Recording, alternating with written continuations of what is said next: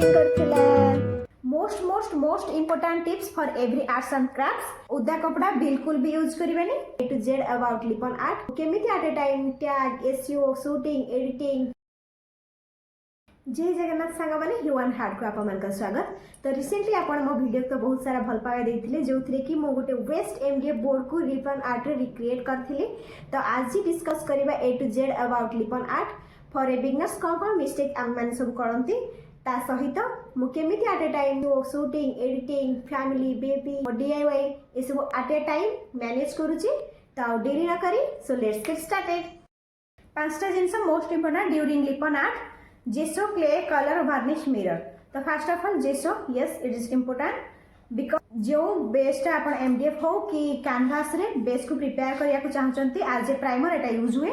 Second colour टा फुटी की देखा जाए। थर्ड रंग भी कम खर्च हुए।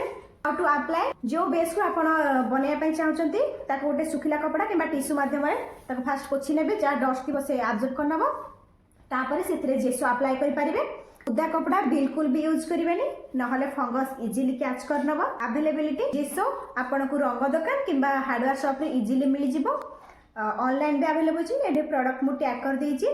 मु किंतु हैंडमेड जेसो यूज करथिले जोटा को आपण जदी कमेंट रे जेसो बोली लिखिबे ताहाले मु तार नेक्स्ट वीडियो आनी। एक्चुअली केते जण पचारंती जे हमको तो बिल्कुल भी टाइम होनी तमे केमिति छोटो छुआ धरि कि यूट्यूब मैनेज करूछ।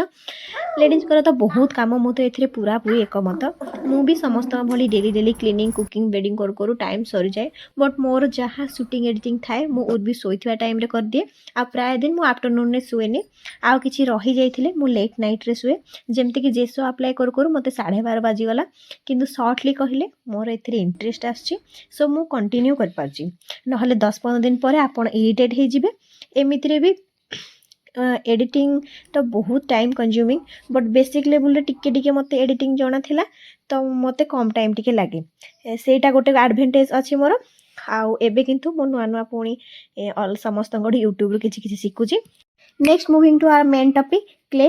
क्ले उपरे गोटे कथा मु कहिबी मु यूज करथिले एमसेल जोटा के बेसिकली पाइप भली जिंस रे प्लम्बर माने जॉइन करिया पे यूज करंती। बट आपण मोल्डेड क्ले ही मागिबे जोटा कि आर्ट क्राफ्ट स्टोर किंबा बड़ बड़ स्टेशनरी शॉप रे मिली जिवो। अदरवाइज ऑनलाइन भी अवेलेबल अछि सेठी भी मिली जिवो। मते एमसेल टा पड़थिला 20 टंका आपण को मोल्डेड पड़ी जिवो 25 टंका। तो यूज केमती करिवे फ्लैट सरफेस रे टाल्कम पाउडर जेमती कि पॉन्ड्स सेटा देके रोल्स भली बेलिबा को पड़िबो। तापरे अठा देके निजे ड्रॉ करिथिबा लाइन रे आपण शेप देबे। पाउडर देके क्ले रे रोल्स बनाया पड़े नहले क्ले रे क्रैक आस जाए। तो मु ई शॉटा नेइसी कंपाइना आपण भी मो हाथ रु जानि पारथुवे जे मो हाथ केते स्लो। मु भी बिगनर यूट्यूब रु देखि कि लेपन आर्ट सिखिछि। आ स्टार्ट करला बेले लॉर्ड विश्वकर्मा को मुंडिया मागी स्टार्ट करथिले। यार आउटकम ता तो बहुत सुंदर आसिला। तो मो पाखरे भी कोनोसी लिपन आर्ट रो किट नथिला घरे थिबा जिंसर मु बनेछि जेमति कि सेफ्टी पिन यूज करिके ताको कट करथिले।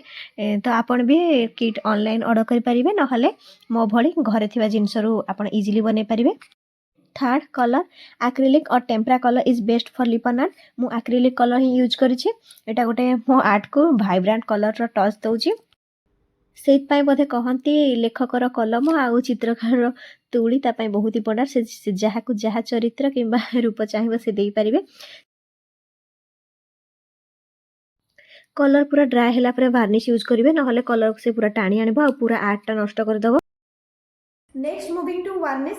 वार्निश रो यूज तो आपण जानिथिबे फर्नीचर रे दिया जाए। सनलाइट पाई कलर फेडेड होई जाए तो सेति पाई वार्निश देले कलर फेडेड होबनी। डस्ट पाई आपण को डेकोर भी नष्ट होबनी आ फंगस भी इजीली लागेनी। तो सेति पाई वार्निश यूज करा जाए। वार्निश भलो भाबरे सुखी सारा पर मिरर अप्लाई कर लास्ट रे करिवे नहले मिरर ऊपर वार्निश लागि गले मिरर सब झापसा देखा जो। आप अगेन आपण ताको पुनी नेल रिमूवर रे पोछिया पड़िबो।